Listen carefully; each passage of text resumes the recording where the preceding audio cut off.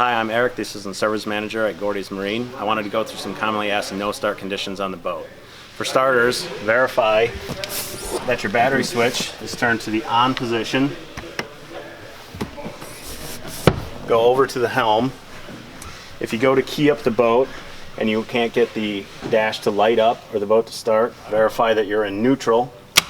Your safety lanyard switch on a Volvo Penta motor is plugged in. And if you go to key over the ignition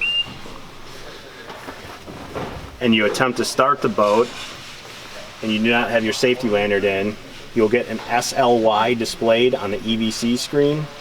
And if you continue to run the boat, you will get continuous beeps as you run the motor. That's why you're getting those beeps, is that the safety lanyard switch is not plugged in.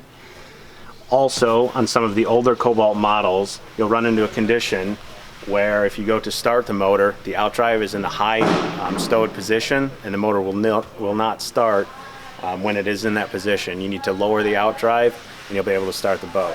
Hopefully these help you with some of the issues you're having during the season.